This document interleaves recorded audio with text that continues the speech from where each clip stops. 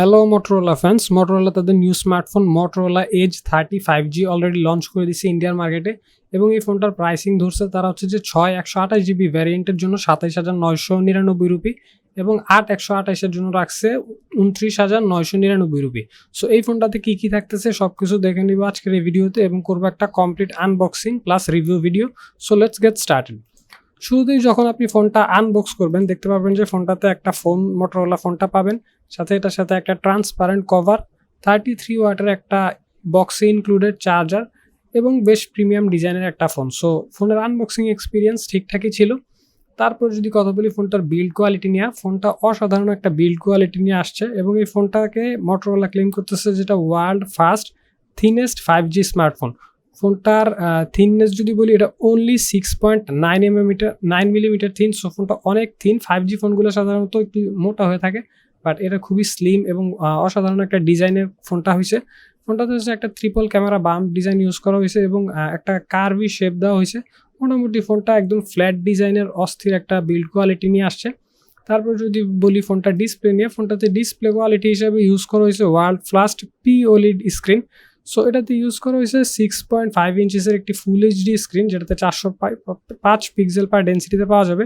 এটাতে 1 billion colour support থাকবে এবং HDR10+ সাপোর্টেড হবে, সাথে সাথে ডিসপ্লে রিফ্রেশ রেট হবে 144 হার্জ। সো দেখতেই পারতেছেন ডিসপ্লের কনফিগারেশনে কোনো কিছুর কমতি নাই, এই বাজেটে অসাধারণ ডিসপ্লে দিছে। দেন যদি মুভ অন করি ফোনটার পারফরমেন্স কেমন পাওয়া যাবে, ফোনটার পারফরমেন্সের জন্য একটা 5G প্রসেসর ইউজ করা হয়েছে, কোয়ালকমের স্ন্যাপড্রাগন 778 5G। এটা 6 ন্যানোমিটার আর্কিটেকচারে বিল্ড করা। সো এটার পাওয়ার এফিশিয়েন্ট চিপ। ফোনটা একাধারে যেমন খুবই পাওয়ারফুল, সাথে সাথে ফোনটা ব্যাটারির চার্জও খুব কম খাবে এবং এটা জিপি হিসাবে থাকতেছে Adreno 642L, যেটাতে আপনারা মোটামুটি সব ধরনের গেমিং, হেভি গেমিং করতে পারবেন, including PUBG, call of duty, Genshin impact সবই একদম স্মুথলি হাই সিটিংসে খেলতে পারবেন।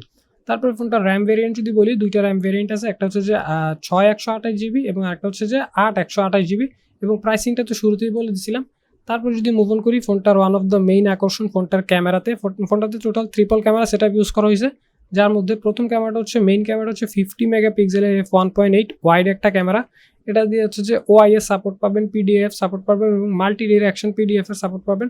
সো মোটামুটি খুবই ভালো কোয়ালিটির একটা ক্যামেরা এবং এই ক্যামেরাটা দিয়ে দিনের বেলা অসাধারণ ছবি তুলতে পারবেন। সো ক্যামেরা কোয়ালিটিটা Motorola তুলনায় আসলে অসাধারণ করছে। তারপরে সেকেন্ডারি ক্যামেরা হিসেবে একটা আলট্রা ওয়াইড, এটাও 50 মেগাপিক্সেলের f2.2 অ্যাপারচারের ক্যামেরা ইউজ করা হয়েছে। এটা তো PDF এর সাপোর্ট পেয়ে যাবেন। সো এই ক্যামেরাটা দিয়েও আলট্রা ওয়াইডে বেশ ভালো ছবি পাবেন। দিনের বেলায় স্পেশালি ভালো সানলাইটে ছবিগুলো একদমই পুরো DSLR কোয়ালিটির ছবি প্রডিউস করবে, বাট রাতের বেলা অন্ধকারে হয়তো তেমন স্যামসাং লেভেলের ফটো পাবেন না, বাট অসাধারণ ছবি পাবেন, এতে কোনো সন্দেহ নেই। 3 নাম্বার যে ক্যামেরাটা দিচ্ছে সেটা ইউজলেস ক্যামেরা, 2 মেগাপিক্সেলের f2.4 ডেপথ ক্যামেরা। এটা মোটামুটি ডেপথের কারণে অর্থাৎ পোর্ট্রেট ছবি তুলতে কাজে লাগে, বাট তেমন আহামরি কিছু না, এটা ইগনোর করতে পারেন। এই ক্যামেরাটা দিয়ে ভিডিও রেকর্ডিংয়েরও অসাধারণ সব ফিচার দিছে।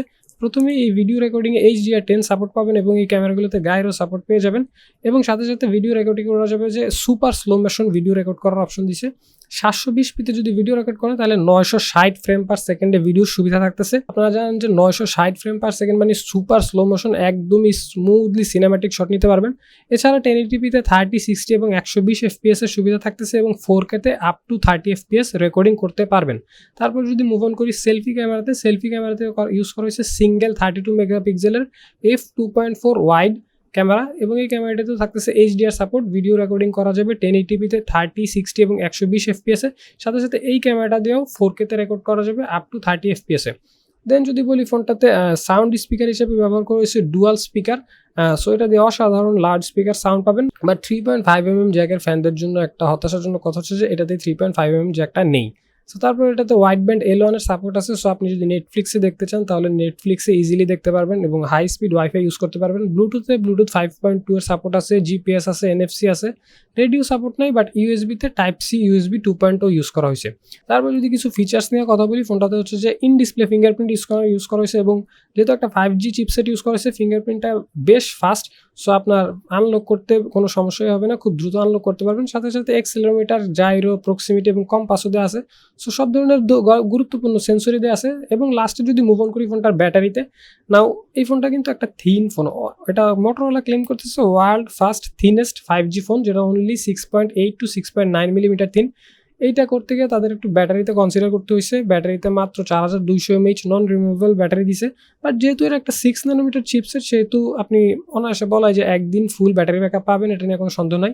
এবং এটার সাথে বক্সি 33 ওয়াটের একটা চার্জার দিয়ে দিছে। সো আপনার চার্জার নিয়ে কোনো চিন্তা করতে হবে না। অলরেডি আপনি কিনে এনেই চার্জ দিতে পারবেন, আলাদা করে কিনতে হবে না। ফোনটাতে টোটাল 3টা কালারে পাওয়া যাবে। এর মধ্যে একটা কালার হচ্ছে মেটোর গ্রে, আরেকটা হচ্ছে সুপারমুন সিলভার এবং আরেকটা হচ্ছে অরোরা গ্রিন। এবং ফোনটার প্রাইস তো অলরেডি বলছি, 6128 এর প্রাইস হচ্ছে মোটামুটি 28000 টাকা এবং 8128 এর প্রাইস 30000 টাকা, যেগুলো ইন্ডিয়ান মার্কেটে লঞ্চ হয়েছে। সো এখন যদি বলি ফোনটা বাংলাদেশে কবে আসবে এবং প্রাইস কিরকম হতে পারে, বলা যেতে পারে বাংলাদেশে ফোনটা 15 থেকে 30 দিনের মধ্যেই চলে আসবে, যেহেতু ইন্ডিয়াতে লঞ্চ হওয়ার কিছুদিনের মধ্যেই বাংলাদেশে চলে আসে। সো চলে আসবে এবং বাংলাদেশে আমরা ধরে নিতে পারি প্রাইস 35 থেকে 40,000 টাকার মধ্যে হবে। তো যেই প্রাইসে এটা লঞ্চ হয়েছে, এটা বলা যেতে পারে একটা নতুন 2022 এর ফ্ল্যাগশিপ কিলার ফোন হতে যেতেছে। সো দেখা যাক মোটরোলার এই ফোনটার ওভারঅল পারফরমেন্স কেমন হয়। So thank you for watching this video. এই চ্যানেল যদি এখনো সাবস্ক্রাইব করে না থাকেন তাহলে এখনই সাবস্ক্রাইব করুন। সাবস্ক্রাইব করতে নিচে সাবস্ক্রাইব বাটনটাতে ক্লিক করে দিন। Thank you for watching this video. আল্লাহ হাফেজ।